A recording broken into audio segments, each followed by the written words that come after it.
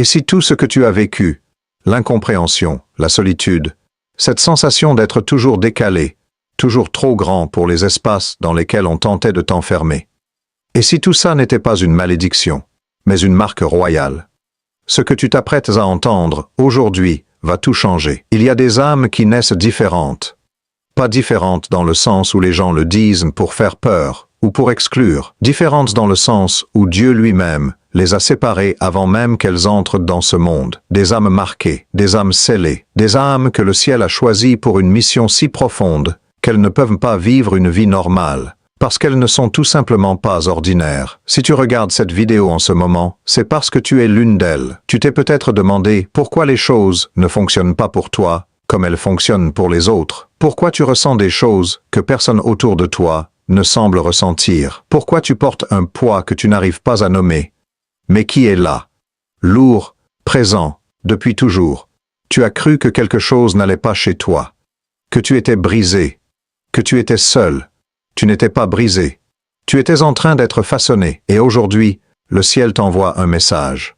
Un message clair, un message royal. Abonne-toi maintenant, parce que cet espace a été créé pour toi, pour les élus, pour ceux que Dieu a séparés. Active la cloche. Chaque vidéo ici est une lettre du ciel adressée directement à ton âme. Si tu es prêt à recevoir ce que Dieu a pour toi, écris en commentaire. Je suis prêt. Pour activer la bénédiction royale sur cette vidéo, le ciel voit chaque mot que tu écris. Dans les minutes qui suivent, nous allons parcourir ensemble 10 révélations que Dieu t'a gardées pour ce moment précis. Ce n'est pas du hasard que tu sois là, c'est une convocation divine. Reste jusqu'à la fin, parce que la dernière révélation va briser des chaînes que tu portes depuis des années. Commençons. Tu as été choisi avant ta naissance, avant que ta mère sache ton prénom, avant que ton père te tienne dans ses bras, avant même que tu pousses ton premier cri dans ce monde. Dieu avait déjà écrit ton nom dans le livre des élus. Ce n'est pas une métaphore. Ce n'est pas une figure de style pour te faire du bien. C'est une vérité spirituelle gravée dans l'éternité. Et il est temps que tu la reçoives pleinement. Dans Jérémie 1,5, Dieu dit quelque chose d'une précision bouleversante. « Avant que je t'ai formé dans le ventre de ta mère, je te connaissais. » Il ne dit pas « j'espérais te connaître ». Il ne dit pas « j'allais te connaître ». Il dit « je te connaissais ». Passé, accompli, éternel. Cela signifie que ton existence n'est pas le fruit du hasard d'une nuit, d'une rencontre fortuite, d'un accident biologique. Ton existence était le fruit d'une décision divine, une décision prise bien avant que l'histoire du monde commence à s'écrire. Il t'a formé, il t'a voulu, il t'a choisi. Mais voici le problème, la plupart des gens que tu côtoies ne t'ont jamais vu ainsi. Ils t'ont vu à travers leurs peurs, leurs limites, leurs propres blessures. Certains t'ont dit que tu n'étais pas assez bien, pas assez intelligent, pas assez fort, pas assez croyant, pas assez parfait pour être aimé de Dieu. Et pendant des années, peut-être, tu as cru ces voix. Tu as porté ces mots comme des pierres autour du cou. Tu t'es réveillé certains matins en te demandant si Dieu te regardait vraiment, si tu comptais vraiment. Ces voix mentaient. Voici ce que le ciel veut que tu saches aujourd'hui. L'opinion des hommes sur toi n'a jamais eu le pouvoir d'effacer ce que Dieu a écrit sur toi avant le commencement du monde. Personne ne peut déchirer la page sur laquelle ton nom est inscrit. Personne, ni l'échec, ni la honte, ni le passé, ni les erreurs, ni ceux qui t'ont dit non quand Dieu avait déjà dit oui. Il y a une différence fondamentale entre être choisi par les hommes et être choisi par Dieu. Quand les hommes choisissent, ils peuvent changer d'avis. Ils peuvent se fatiguer, ils peuvent tourner le dos. Mais quand Dieu choisit, c'est un acte éternel, irrévocable, absolu. Et il t'a choisi. Écris en commentaire. Je suis choisi. Pour sceller cette vérité dans ton esprit et dans ton âme. Le ciel voit chaque déclaration que tu fais. Et quand tu déclares ce que Dieu dit de toi, quelque chose se brise dans le monde spirituel. Pense à David, Dieu l'a choisi, alors qu'il n'était encore qu'un enfant berger dans les champs. Son propre père ne l'avait même pas invité, quand le prophète Samuel était venu choisir le futur roi. Ses frères étaient là, beaux, grands, impressionnants. Et Dieu a dit non. Il a dit, « Ce n'est pas ainsi que l'homme voit. Les hommes regardent l'apparence extérieure, mais l'Éternel regarde le cœur. » Et là, dans les champs, ignoré, oublié, considéré comme le moins important de la famille, là se trouvait le futur roi d'Israël, là se trouvait l'homme, selon le cœur de Dieu. Est-ce que tu te reconnais dans ce portrait? ignoré, mis de côté. Oublié par ceux qui auraient dû te voir, traité comme si tu n'étais pas assez important pour être inclus dans les grandes décisions. Mais Dieu te voit, Dieu te choisit, et ce que Dieu choisit, le monde finit toujours par le couronner. Pense à Joseph. Vendu par ses propres frères, jeté dans un puits, envoyé en esclavage, emprisonné injustement. Chaque étape ressemblait à un échec, à une fin, et pourtant, chaque étape n'était qu'un couloir de plus vers le palais. Car Dieu l'avait choisi avant même que les épreuves commencent. Ce que tu as vécu de difficile n'est pas la preuve que Dieu t'a abandonné, c'est la preuve que tu es en route vers quelque chose que tes yeux naturels ne peuvent pas encore voir. Tu as été choisi. Point. Avant ta naissance. Avant tes erreurs. Avant tes doutes. Avant que tu saches même prononcer le nom de Dieu, il a posé sa main sur toi et dit « Celui-là, c'est lui que je veux. Reçois ça. Laisse cette vérité descendre plus bas que ta tête. Laisse-la atteindre ton cœur, tes os.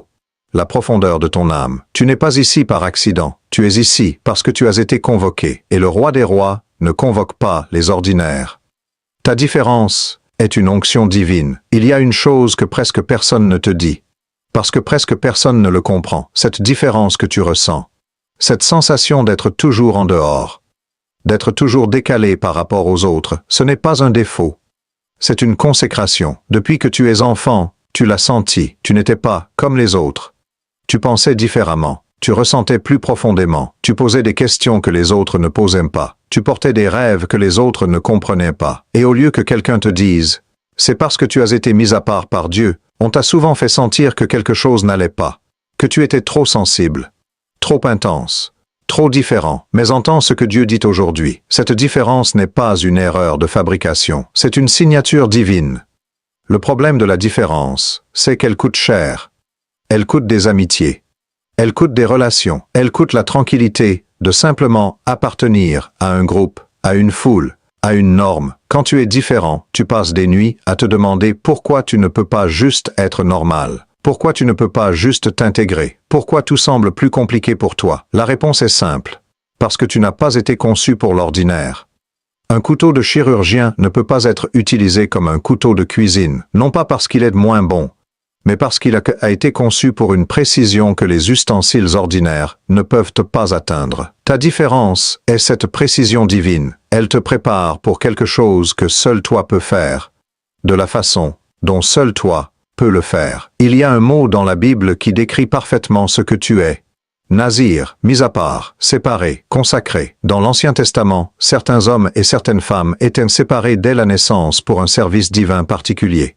Samson était nazir, Jean-Baptiste était séparé depuis le ventre de sa mère. Ces personnes ne pouvaient pas vivre la vie ordinaire, parce qu'elles portaient une onction extraordinaire. Et toi, cette sensation de ne jamais appartenir complètement au monde autour de toi, c'est peut-être le signe que tu as été nazir avant même d'en connaître le mot. Écris en commentaire « Je suis séparé » si tu as toujours senti que tu étais différent des autres, que tu portais quelque chose que les mots ne peuvent pas entièrement expliquer. Le ciel prend note de chaque déclaration que tu fais sur toi-même. Être différent de Dieu signifie être différent à l'intérieur, pas seulement à l'extérieur. Ce n'est pas une question de style, de look, de façon de parler. C'est une question de nature profonde. Les gens qui ont été mis à part par Dieu ont quelque chose dans les yeux que les autres n'ont pas. Une profondeur, une gravité, un sens de l'éternité qui fait que les choses légères et superficielles ne les satisfont jamais vraiment. Est-ce que les choses légères ne te satisfont jamais vraiment? Est-ce que tu ressens un vide que les distractions ordinaires ne peuvent pas combler? Est-ce que tu cherches quelque chose de plus, quelque chose de réel, de profond, de durable? C'est l'onction en toi qui te pousse. C'est Dieu lui-même qui crée ce vide pour que tu le cherches, pour que tu ailles plus loin, plus haut, plus profond que là où tu es aujourd'hui. Les gens qui ont été marqués par Dieu ne peuvent pas se contenter de peu. Ils ne peuvent pas se contenter des réponses faciles. Ils ne peuvent pas se contenter d'une relation superficielle avec le ciel. Il y a en eux une faim qui ne s'éteint qu'en sa présence. Reconnais-tu cette faim en toi? Pense à Moïse. Il a grandi dans le palais de Pharaon. Il avait tout. Richesse, pouvoir, confort, statut. Mais quelque chose en lui ne pouvait pas se résoudre à être simplement un prince égyptien. Quelque chose en lui résonnait avec le peuple hébreu, avec ses origines, avec un appel qu'il n'arrivait pas encore à nommer. Et cet appel était si fort qu'il a tout sacrifié pour lui répondre. Ta différence est cet appel, pas une malédiction, un appel. Alors, la prochaine fois que tu te sens seul dans ta différence, rappelle-toi, les perles ne se trouvent pas partout. Les diamants se cachent en profondeur. Les élus ne font pas toujours partie de la majorité, et ce n'est pas un problème. C'est une confirmation. Ta différence était la preuve que Dieu a été précis quand il t'a fabriqué. Il t'a fabriqué unique parce que ton appel est unique. Reçois ta différence comme une couronne, pas comme une croix. Tu portes un sang royal. Il y a quelque chose dans ton sang que le monde ne peut pas voir, mais que Dieu voit depuis l'éternité. Tu ne viens pas d'une lignée ordinaire. Tu portes en toi le sang d'une royauté qui transcende tout ce que les généalogies humaines peuvent écrire. Et aujourd'hui, il est temps que tu le saches. Quand nous parlons de sang royal dans le spirituel, nous ne parlons pas nécessairement de famille noble ou de trône terrestre. Nous parlons de quelque chose de beaucoup plus profond et beaucoup plus puissant. Nous parlons de ce que la Bible appelle l'adoption divine, le fait que par le sang de Jésus-Christ, chaque croyant a été introduit dans la famille royale de Dieu. L'apôtre Pierre l'a dit clairement. Vous êtes une race élue, un sacerdoce royal, une nation sainte, un peuple acquis, une race élue. Un sacerdoce royal, ce ne sont pas des métaphores poétiques, ce sont des déclarations d'identité. Mais voici le drame. Beaucoup de personnes portent cette identité royale, sans jamais la vivre. Elles se présentent au monde comme des mendiants, alors qu'elles sont des héritiers du trône. Elles demandent des miettes aux hommes, alors que Dieu leur a préparé un banquet. Elles vivent dans la peur, alors qu'elles ont reçu l'esprit d'adoption filiale. Pourquoi? Parce que personne ne leur a dit qui elles étaient vraiment. Parce que la vie a parlé plus fort que la parole.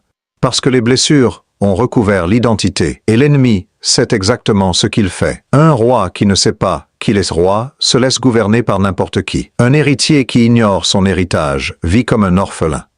Et c'est exactement dans cet état que les puissances des ténèbres veulent te garder, ignorant de qui tu es vraiment. Mais aujourd'hui, la révélation arrive. Aujourd'hui, le ciel ouvre les archives et te montre ton vrai certificat de naissance. Pas celui que l'hôpital a enregistré, mais celui que l'éternité a scellé. Tu es fils du roi, tu es fille du roi, et cela change tout. Cela change la façon dont tu pries. Tu ne supplies plus comme un étranger. Tu intercèdes comme un fils. Cela change la façon dont tu parles de toi-même. Tu ne te diminues plus, tu te présentes selon ce que Dieu a dit de toi. Cela change la façon dont tu avances face à l'opposition. Tu ne fuis plus, tu tiens debout, parce que tu sais qui te couvre. Écris maintenant en commentaire. Je suis fils/fille du roi. Laisse cette déclaration sortir de ta bouche, sortir de tes doigts, s'inscrire dans l'atmosphère spirituelle autour de toi. Quand tu déclares ton identité royale, les ténèbres tremblent, parce qu'un enfant de Dieu qui sait qui il est inarrêtable. Dans l'évangile de Luc, Jésus raconte la parabole du fils prodigue. Et dans cette parabole, il y a une image bouleversante. Le fils revient en lambeaux, brisé, humilié. Il a préparé un discours. Je ne suis plus digne d'être appelé ton fils. Traite-moi comme l'un de tes serviteurs. Il était prêt à déchoir de son statut de fils pour un statut de serviteur. Mais le père, et remarque bien ici le geste du père, le père court vers lui, le père lui tombe au cou, le père appelle ses serviteurs et dit « Apportez vite la plus belle robe et l'en revêtez. Mettez-lui une bague au doigt et des chaussures aux pieds. » La robe, la bague, les chaussures, 3 symboles de royauté, 3 gestes qui disent « Tu es toujours mon fils, ton statut n'a pas changé. » Combien d'entre nous reviennent à Dieu en rampant, persuadés que nous avons perdu notre place, notre rang, notre valeur à ses yeux? Et combien d'entre nous ont besoin d'entendre le Père courir vers eux et leur dire « Tu es toujours royal, tu es toujours mon enfant. » Si tu portes une honte, si tu portes le poids d'un passé qui crie que tu n'as plus le droit d'approcher le trône, entends le Père aujourd'hui. J'ai déjà couru vers toi. La robe est prête. La bague est prête. Le festin est prêt. Tu ne reviens pas comme un serviteur, tu reviens comme un roi. Le sang royal que tu portes n'est pas conditionnel à ta performance. Il n'est pas conditionnel à ta perfection. Il est conditionnel à une seule chose.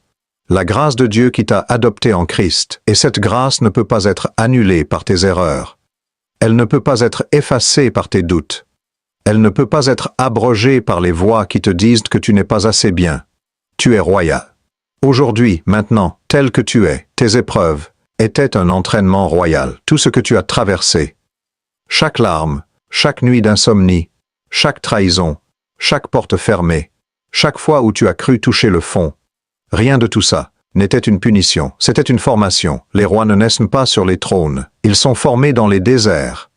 Il y a une vérité que l'on n'enseigne pas assez dans les milieux spirituels. Le chemin vers la royauté passe presque toujours par l'épreuve. Ce n'est pas une anomalie, ce n'est pas une erreur dans le plan de Dieu, c'est le plan. David a tué Goliath avant de monter sur le trône.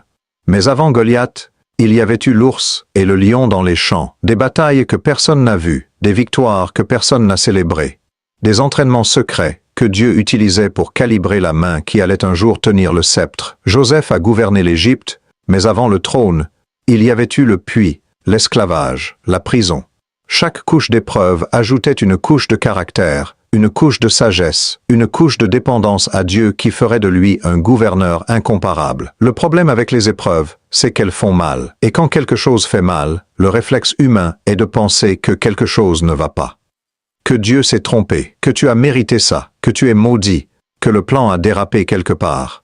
Certains d'entre vous ont traversé des choses que vous n'avez jamais osé raconter à personne. Des douleurs silencieuses. Des chambres que vous avez quittées en pleurs, des nuits où vous avez supplié Dieu de changer la situation, et où le silence semblait être la seule réponse. Dans ces moments-là, il est presque impossible de croire qu'on est en train d'être formé. Il est presque impossible de croire que quelqu'un de bon est aux commandes. Mais voici ce que la fin de l'histoire de Joseph révèle. Quand ses frères le retrouvent en Égypte, les mêmes frères qui l'avaient vendu, qui avaient voulu le tuer, qui l'avaient dépouillé de sa robe de couleur, Joseph leur dit quelque chose d'absolument stupéfiant. « Vous aviez médité de me faire du mal. Dieu l'a changé en bien. Vous aviez médité de me faire du mal. Dieu l'a changé en bien. » C'est la révélation royale. Ce n'est pas que les épreuves n'existaient pas. Ce n'est pas que la douleur n'était pas réelle. C'est que Dieu a la capacité extraordinaire de prendre ce que l'ennemi a conçu pour ta destruction et d'en faire le fondement de ta royauté. Chaque trahison que tu as vécue t'a appris à faire confiance à Dieu plutôt qu'aux hommes. Chaque porte fermée t'a redirigé vers la bonne. Chaque désert t'a appris à puiser en Dieu ce que l'environnement ne pouvait pas te donner. Écris en commentaire. Mes épreuves deviennent ma couronne. Si tu as traversé des choses difficiles et que tu choisis aujourd'hui de croire que Dieu les transforme en tremplin, le ciel enregistre chaque déclaration de foi. Sais-tu comment on fait de l'or pur? On le met dans le feu. Le feu ne détruit pas l'or. Il brûle les impuretés. Il enlève tout ce qui n'est pas or. Et à la sortie du feu, ce qui reste est plus pur, plus précieux, plus brillant qu'avant. Tu es l'or de Dieu, et le feu que tu as traversé. Il n'a pas eu pour objectif de te détruire, il a eu pour objectif de te purifier, d'enlever tout ce qui n'est pas toi. Tout ce qui t'a été imposé par la peur, par la honte, par les blessures des autres, et ce qui ressort de ce feu, c'est le toi véritable, le toi royal, le toi que Dieu avait vu depuis le commencement. Il y a aussi quelque chose d'extraordinaire qui se passe dans l'épreuve. La compassion. Les rois qui n'ont jamais souffert gouvernent avec dureté. Les rois qui ont traversé le désert gouvernent avec sagesse et miséricorde. Joseph n'aurait pas pu sauver des millions de vies en Égypte s'il n'avait pas compris, de l'intérieur, ce que c'est que d'être vulnérable, d'être brisé, d'avoir besoin de grâce. Tes épreuves ont non seulement formé ton caractère, elles ont élargi ton cœur. Elles t'ont rendu capable d'une compassion que seuls ceux qui ont souffert peuvent vraiment offrir. C'est un don royal. Un don que les trônes faciles ne peuvent pas donner. Donc si tu regardes en arrière et que tu vois un chemin douloureux, sache que ce chemin t'a conduit ici, à cette révélation, à cette vidéo, à cette rencontre avec la vérité de ton identité. Et si tu regardes en avant et que tu vois encore des épreuves à venir, marche dedans avec courage, parce que chaque épreuve que tu traverses avec Dieu est une couche de plus ajoutée à ta couronne. C'est une ligne de plus écrite dans l'histoire de ta royauté. Les rois ne sont pas formés dans le confort. Ils sont formés dans le feu. Et tu es en train d'en sortir. Dieu te parle depuis toujours. Il y a des gens qui lisent la Bible toute leur vie et n'entendent jamais vraiment la voix de Dieu. Et il y a des personnes, comme toi peut-être, qui ont entendu quelque chose dès l'enfance.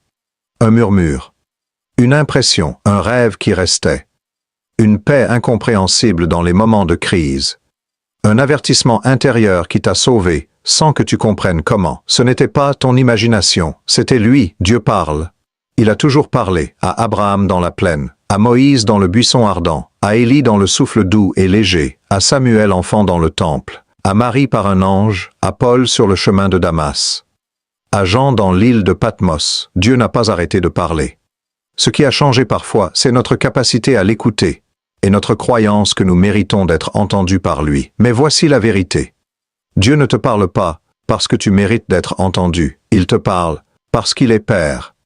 Et un père parle à ses enfants, surtout aux enfants qu'il a séparés pour une mission particulière. Le problème de notre génération, c'est le bruit. Nous vivons dans un monde saturé de stimulation, d'information, de distraction. Les téléphones, les réseaux sociaux, les notifications, les opinions des uns et des autres, les bruits de la vie quotidienne. Et dans tout ce bruit, la voix de Dieu devient difficile à entendre. Non pas parce qu'elle est silencieuse, mais parce que nous avons perdu l'habitude du silence. Il y a aussi une autre forme de bruit. Les voix intérieures qui disent que tu n'es pas digne, que tes péchés ont coupé la communication, que Dieu est trop grand pour s'intéresser à tes petits problèmes, que tu dois d'abord être parfait avant qu'il daigne te parler. Ces voix ne viennent pas de Dieu. Dans 1 Samuel 3, il y a une histoire magnifique. Samuel est un enfant, il dort dans le temple, et il entend une voix l'appeler. Samuel. Il croit que c'est le prêtre Élie, et court vers lui. Élie dit, « Je n'ai pas appelé, retourne te coucher. » Cela arrive 3 fois. 3 fois Samuel entend la voix. 3 fois il ne comprend pas que c'est Dieu, et remarque quelque chose d'important. Élie ne se moque pas de Samuel. Il ne lui dit pas, « Arrête de rêver. » Dieu ne parle pas aux enfants.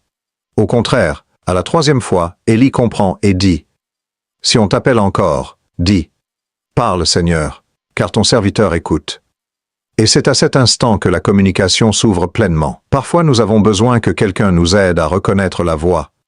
Parfois nous avons besoin d'apprendre à nous positionner pour écouter. Et parfois il suffit de dire « Parle Seigneur, je suis là, j'écoute ». Si tu es prêt à ouvrir tes oreilles spirituelles et à entendre Dieu te parler comme jamais auparavant, écris en commentaire « Parle Seigneur ». Parce que cette simple déclaration peut être le début d'une conversation qui changera le cours de ta vie. Comment Dieu parle-t-il? Il parle de plusieurs façons.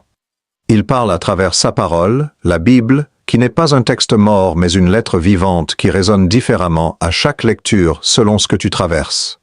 Il parle à travers la prière, pas le monologue où tu lui présentes une liste de courses, mais la vraie prière contemplative où tu t'arrêtes pour écouter. Il parle à travers les rêves et les visions.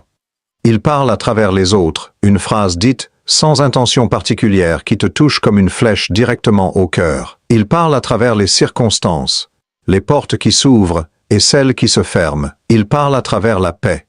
Cette paix qui dépasse toute compréhension et qui t'indique que tu es sur le bon chemin. Mais pour toutes ces formes d'écoute, il y a une condition commune, le silence intérieur, la volonté de s'arrêter, de poser le téléphone, de quitter le bruit, de dire « Je t'appartiens, Dieu.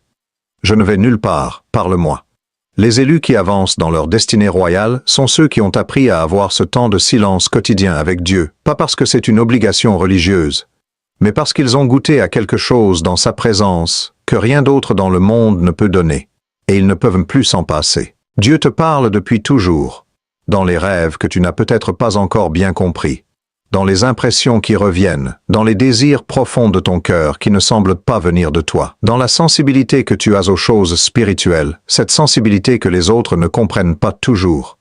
Il t'a parlé avant que tu le connaisses. Il te parle maintenant, et il continuera à te parler. De plus en plus clairement, de plus en plus profondément. Au fur et à mesure que tu t'approches de lui, la question n'est pas « Est-ce que Dieu me parle ?» La question est « Suis-je prêt à écouter ?» Tu as une mission que personne d'autre ne peut accomplir. Il n'existe pas 2 empreintes digitales identiques sur cette planète. Dieu n'a pas fait 2 fois la même chose. Et de la même façon qu'il a conçu ton empreinte unique, il a conçu pour toi une mission unique, une mission qui ne peut être accomplie ni par ton voisin, ni par ton frère, ni par l'homme ou la femme la plus talentueuse du monde. Seulement par toi. Dans le corps humain, chaque organe a un rôle précis. Les poumons ne peuvent pas faire le travail du cœur. Le foie ne peut pas faire le travail des reins. Et si un seul organe décide de ne plus jouer son rôle, même le plus petit, même le moins visible, le corps entier en souffre. L'apôtre Paul utilise exactement cette métaphore pour décrire le corps de Christ. Car le corps ne forme pas un tout par un seul membre, mais par plusieurs. Et il ajoute quelque chose d'extraordinaire. Dieu a placé chaque membre dans le corps comme il l'a voulu. Comme il l'a voulu, pas par accident, pas pour remplir un quota, mais parce qu'il a eu un projet précis pour toi, pour ta place, pour ta contribution unique à l'histoire de son royaume. Le danger pour les élus, pour les personnes qui ont été marquées par Dieu, c'est de comparer leur mission à celle des autres et de conclure que la leur est moins importante. Tu regardes quelqu'un qui prêche devant des milliers de personnes et tu te dis « Moi, je n'ai que quelques disciples autour de moi. » Tu regardes quelqu'un dont les miracles sont spectaculaires et tu te demandes « Pourquoi ma vie ne ressemble pas à ça ?» Et si ta mission n'était pas de prêcher devant des milliers? Et si ta mission était de toucher 5 personnes en profondeur, d'une façon qui changerait pour toujours la trajectoire de leur vie, et qui, à travers elle, en toucherait des millions? Est-ce que cette mission serait moins précieuse? La grandeur d'une mission ne se mesure pas à l'audience, elle se mesure à l'obéissance et à la fidélité. Dans Matthieu 25, Jésus raconte la parabole des talents. 3 serviteurs reçoivent des sommes différentes. L'un reçoit 5 talents, l'autre 2, l'autre 1.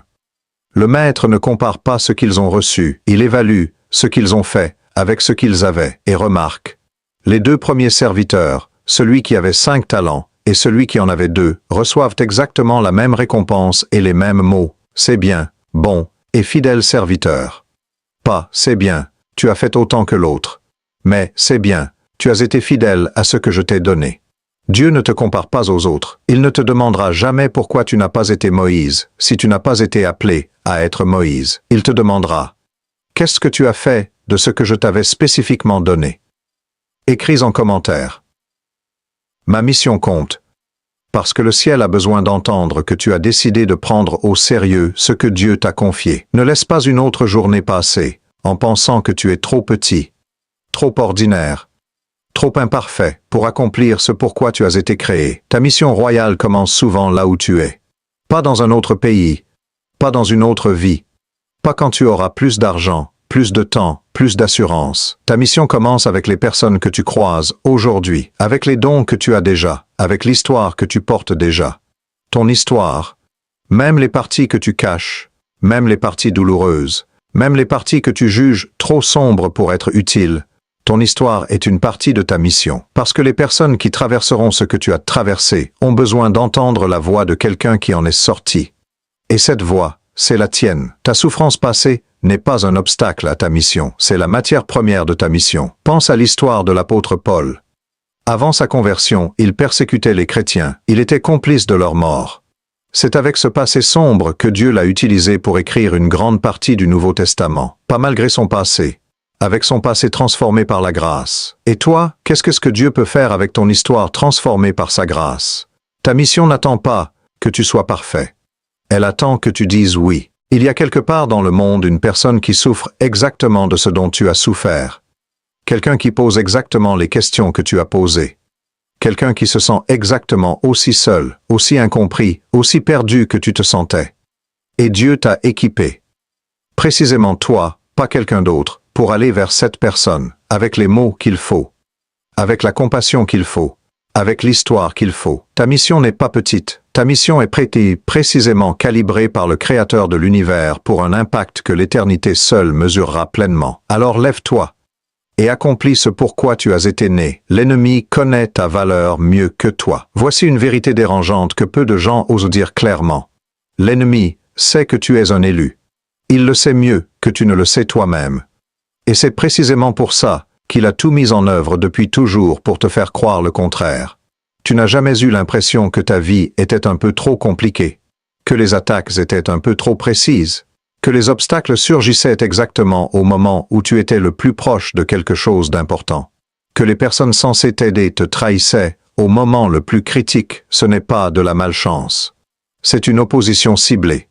Dans le monde militaire, on ne déploie pas une armée entière pour neutraliser une menace ordinaire. On concentre les ressources sur ce qui représente le plus grand danger pour l'ennemi. Et si ta vie ressemble à un champ de bataille, c'est peut-être parce que le royaume des ténèbres a identifié en toi une menace pour son territoire.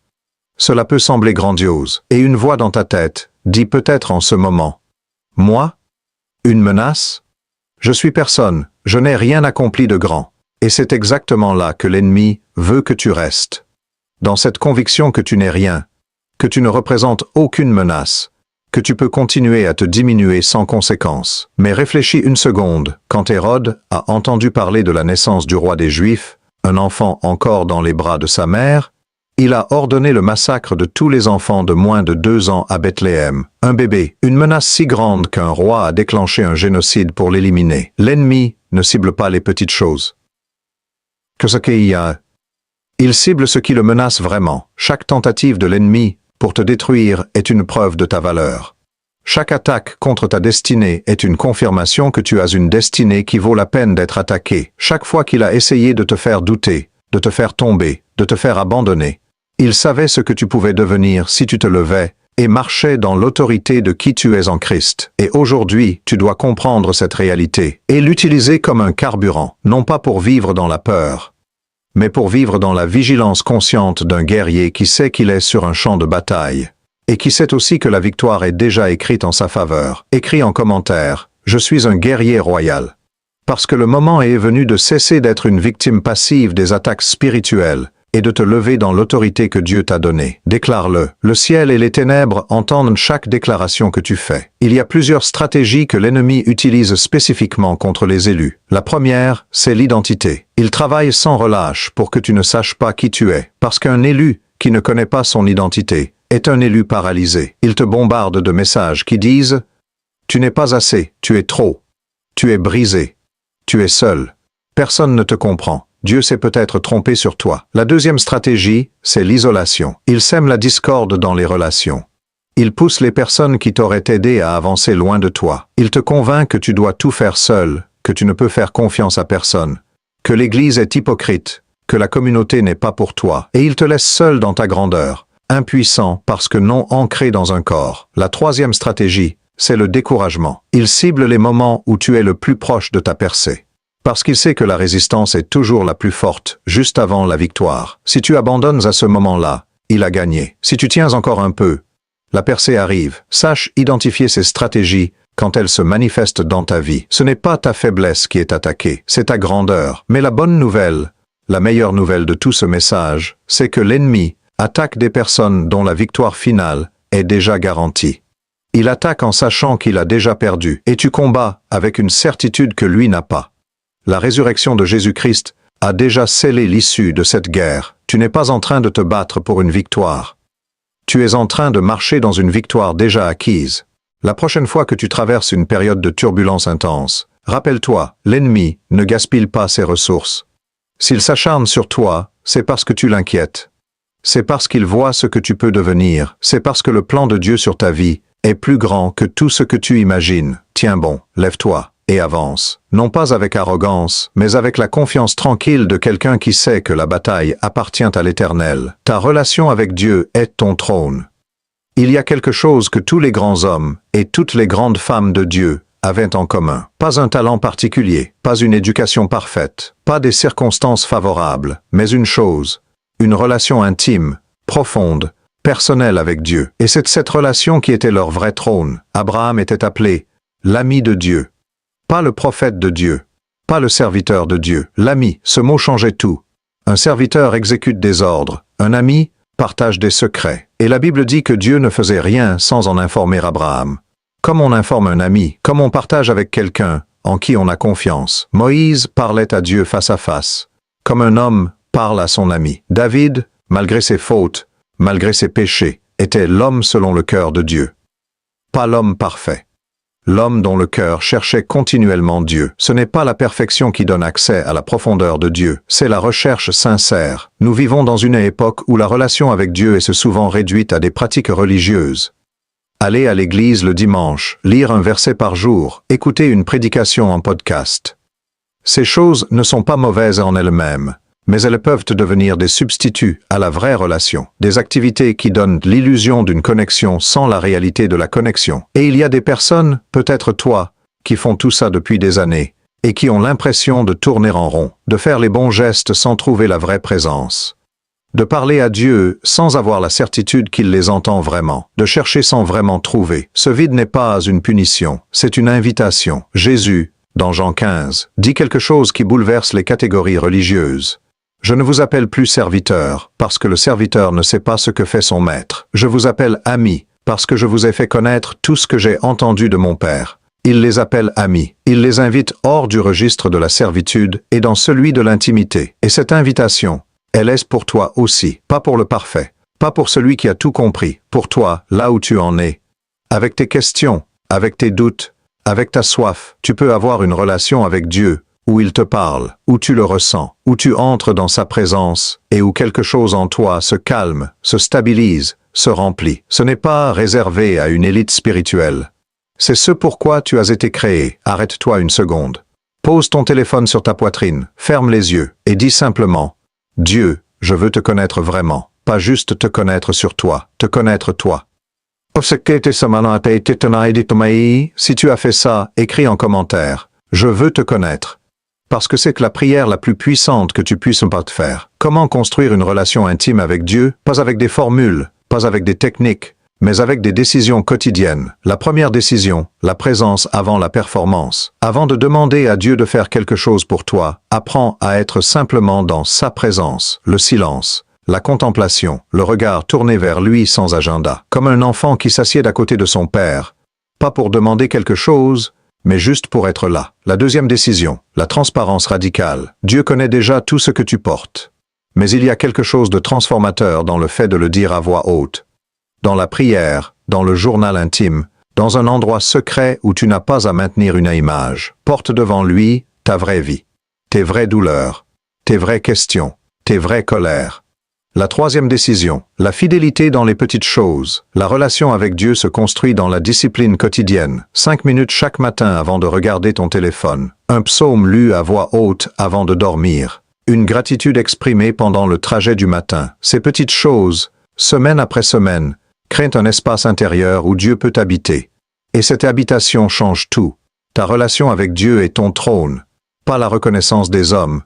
Pas le succès visible, pas les résultats que tu peux mesurer, mais cette intimité secrète avec le Père qui te connaît, qui t'aime et qui a des plans pour toi, bien au-delà de ce que tu peux demander ou penser. Les royaumes de ce monde se construisent sur le pouvoir, l'argent et les relations humaines. Ton royaume se construit sur la présence de Dieu, et un royaume construit sur sa présence ne peut pas être secoué. Choisis chaque jour de retourner à ce trône. C'est là que tout commence. Méditation supplémentaire.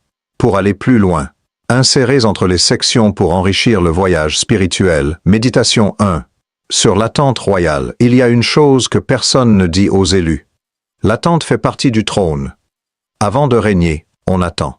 Avant d'être couronné, on est éprouvé. Avant que la saison de récolte arrive, il y a toujours une saison de semailles dans le silence et dans l'obscurité. Abraham a attendu 25 ans la promesse de l'enfant. 25 ans. Et à chaque année qui passait, la promesse semblait de plus en plus impossible. Le corps d'Abraham vieillissait. Le ventre de Sarah demeurait stérile. Et pourtant, Dieu avait dit.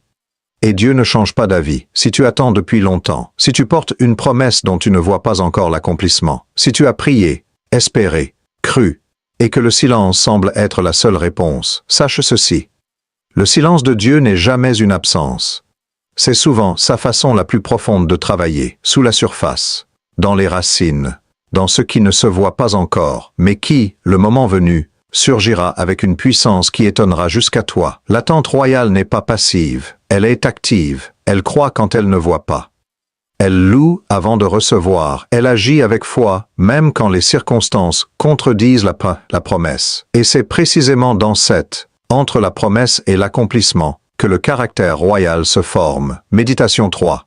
Sur la puissance du nom que Dieu t'a donné dans la Bible.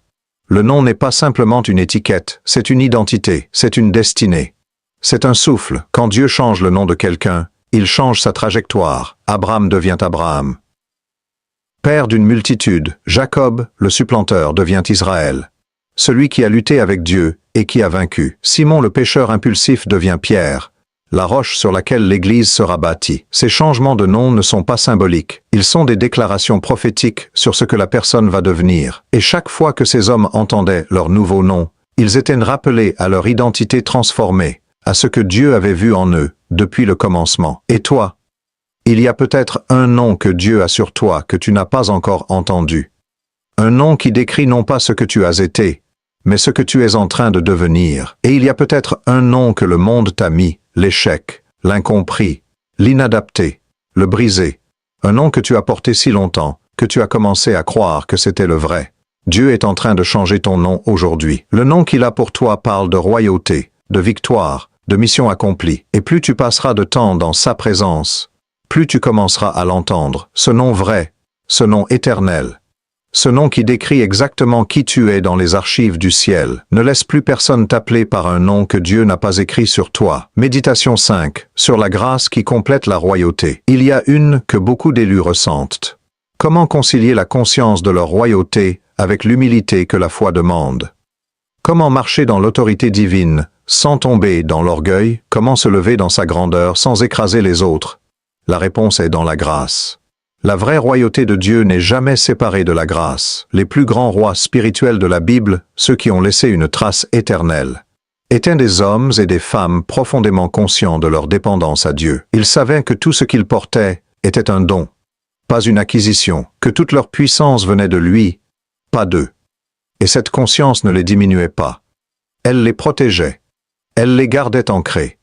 Elle les empêchait de croire que la couronne leur appartenait de droit. La grâce dit: tu es choisi non pas parce que tu mérites plus que les autres, mais parce que Dieu, dans sa souveraineté, t'a appelé pour ce temps, pour cette mission, pour ce peuple. Et cette grâce doit te rendre plus généreux, plus accessible, plus compatissant envers ceux qui n'ont pas encore reçu la révélation que tu as reçue aujourd'hui. Ta royauté est un service au roi des rois et un service à ceux qu'il t'a mis près de toi. Et c'est en servant ainsi, avec la grandeur de Dieu et l'humilité de Christ, que tu accomplis pleinement ce pourquoi tu as été créé. Tu es royal et tu es serviteur.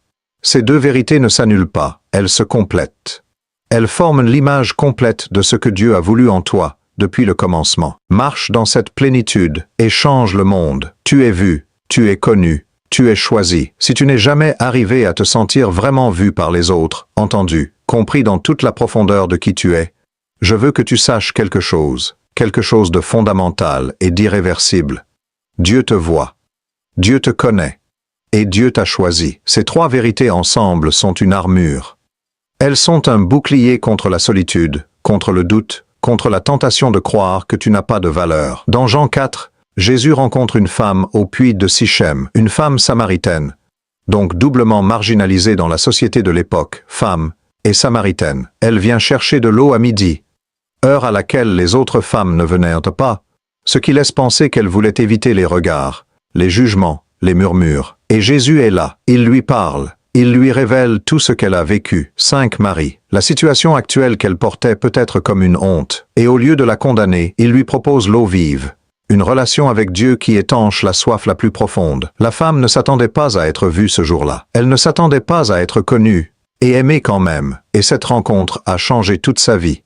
Et la vie de tout son village. Combien d'entre nous vivent comme cette femme, venant chercher ce dont ils ont besoin aux heures où les autres ne sont pas là, évitant le regard des gens, portant des histoires qu'ils ont honte de montrer, convaincus que s'ils étaient vraiment connus, avec tout ce qu'ils cachent, avec tout ce qu'ils ont fait ou subi, ils ne seraient pas aimés. Cette conviction est un mensonge, et c'est un mensonge que l'ennemi entretient soigneusement, parce que tant que tu crois que tu dois te cacher pour être aimé, tu ne peux pas vraiment recevoir l'amour de Dieu. Tu gardes une distance.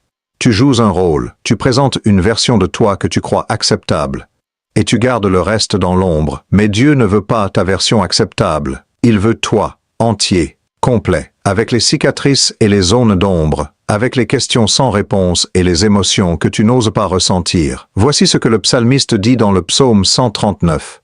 Seigneur, tu me sondes et tu me connais. Tu sais quand je m'assieds et quand je me lève. Tu discernes de loin ma pensée. Avant qu'une parole soit sur ma langue, Seigneur, tu la connais entièrement. Il te connaît entièrement. Pas partiellement, pas les parties que tu montres. Entièrement. Et après avoir dit tout ça, après avoir décrit à quel point Dieu le connaît dans les profondeurs, le psalmiste conclut avec quelque chose d'extraordinaire. Cette connaissance est trop admirable pour moi. Pas inquiétante, pas menaçante, admirable, parce qu'il a compris que la connaissance de Dieu ne condamne pas. Elle libère du besoin de se cacher, elle libère du besoin de se justifier, elle libère du besoin de mériter l'amour. Écris en commentaire, je suis vu. Parce que tu as besoin de l'entendre sortir de toi. Dieu te voit en ce moment même, il voit tes larmes passées, il voit tes combats actuels, il voit la grandeur future qu'il a déposée en toi. Et il t'aime dans tout ça.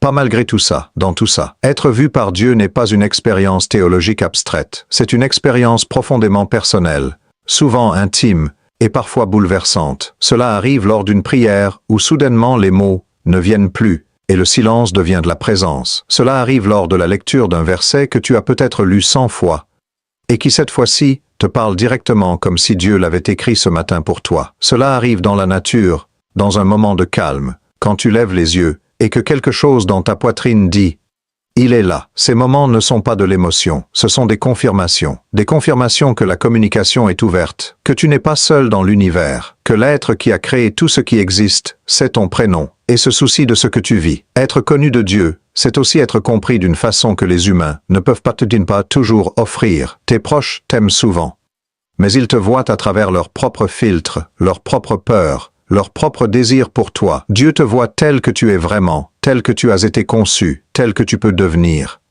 Sans filtre, sans projection, avec une clarté absolue et un amour inconditionnel. Et être choisi, après tout ce que nous avons dit dans cette vidéo, être choisi, c'est l'aboutissement. C'est Dieu qui dit « Je te vois entièrement, je te connais entièrement, et malgré, et à travers, tout ce que je vois et tout ce que je connais, je te choisis. » Tu n'as pas à être parfait pour être choisi. Tu n'as pas à être arrivé pour être choisi. Tu n'as qu'à être disponible. Tu es vu. Tu es connu. Tu es choisi. Laisse ces trois vérités traverser tout ce que la vie t'a fait croire d'autre. Laisse-les traverser la honte. Laisse-les traverser l'échec. Laisse-les traverser les voix de ceux qui t'ont dit que tu n'étais rien. Laisse-les atteindre le centre le plus profond de qui tu es. Et de cet endroit-là, vu, connu, choisi, lève-toi et marche dans ta royauté. Section 10. Outro et appel final. Marche dans ta royauté, 2500 caractères. Tu es arrivé à la fin de cette révélation, mais ce n'est pas une fin. C'est un commencement. Ce que tu as reçu aujourd'hui, c'est une fondation. Et sur cette fondation, Dieu veut bâtir quelque chose d'extraordinaire dans ta vie. Quelque chose qui commencera dès le moment où tu fermeras cette vidéo et que tu choisiras de marcher différemment. Nous avons parcouru ensemble 10 vérités que le ciel voulait que tu reçoives aujourd'hui. Tu as été choisi avant ta naissance. Ta différence est une onction divine, pas un défaut. Tu portes un sang royal hérité de l'adoption divine. Tes épreuves étaient un entraînement royal, pas une punition. Dieu te parle depuis toujours, même quand tu ne savais pas l'identifier. Tu as une mission unique que personne d'autre ne peut accomplir. L'ennemi connaît ta valeur mieux que tu ne la connais toi-même. Et c'est pour ça qu'il t'attaque. Ta relation avec Dieu est ton vrai trône. Tu es vu, connu, choisi, et la grâce complète tout ce que la royauté demande. Ces vérités ne sont pas des paroles inspirationnelles pour te faire sentir bien pendant quelques heures. Ce sont des ancrages spirituels, des pierres que tu peux poser sous tes pieds pour marcher différemment, parler différemment, prier différemment, et vivre différemment à partir d'aujourd'hui. La connaissance seule ne transforme pas, mais la connaissance reçue, méditée, déclarée et vécue, elle transforme. Et c'est à toi maintenant de décider ce que tu vas faire avec ce que tu as reçu. La balle est dans ton camp. Le ciel a fait sa part. Il t'a convoqué ici. Il t'a parlé. Il t'a montré qui tu es vraiment. Et maintenant, il attend ta réponse. Si cette vidéo t'a parlé, si tu as reconnu ta vie dans ces mots, si quelque chose en toi a bougé, a été touché, a été libéré, je veux que tu fasses 3 choses maintenant. La première, écris en commentaire le mot « couronne ». C'est ta déclaration publique que tu reçois aujourd'hui ton identité royale. Tu ne te caches plus, tu ne te diminues plus. Tu marches dans ce que Dieu a dit de toi. Et quand tu fais cette déclaration publiquement, quelque chose se scelle dans le monde spirituel. Une porte s'ouvre, une chaîne se brise. La deuxième, partage cette vidéo avec une personne dans ta vie qui se sent ordinaire, incomprise, perdue.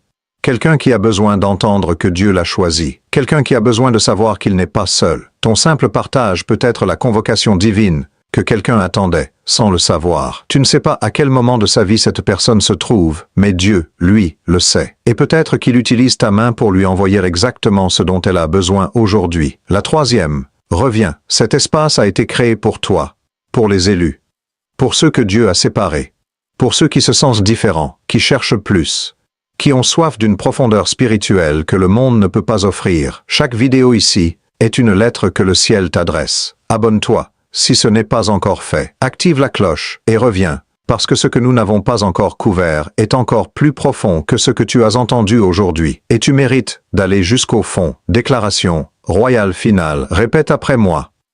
À voix haute, là où tu es, ne sois pas timide. Les mots que tu prononces ont un pouvoir. Déclare-les avec conviction. Je suis élu. Je suis choisi, je suis vu, je suis connu, je suis aimé, je suis royal, je ne suis pas ordinaire, je suis un descendant de Dieu. Mes épreuves m'ont formé, ma différence est une onction, ma mission est réelle et elle compte. L'ennemi n'a pas le dernier mot sur ma vie. Dieu l'a. Et Dieu a dit « oui ». Et à partir d'aujourd'hui, je marche dans ce que le ciel a écrit sur moi, avant le commencement du monde, en Jésus-Christ. Amen. À très bientôt, l'élu, le roi des rois, t'attend au prochain niveau. Note finale du narrateur, ce que tu viens de recevoir n'est pas une vidéo parmi d'autres, c'est une invitation. Une invitation à entrer dans la profondeur de ce que Dieu a préparé pour toi depuis l'éternité. Chaque révélation partagée ici a été priée, méditée, portée avec soin, parce que tu le mérites. Parce que ton âme mérite des mots vrais, des mots qui libèrent, des mots qui t'appellent à la hauteur de qui tu es vraiment. Si quelque chose ici t'a touché, une phrase, une vérité, une image, c'est que le Saint-Esprit l'a choisi pour toi. Ce n'est pas du hasard, rien dans le royaume de Dieu n'est du hasard. Tu étais destiné à recevoir exactement ce que tu as reçu aujourd'hui. Maintenant, avance avec cette nouvelle connaissance, avec cette nouvelle identité, avec cette assurance royale que rien ni personne ne peut t'ôter. Le monde a besoin de toi, du vrai toi, du toi que Dieu a fait.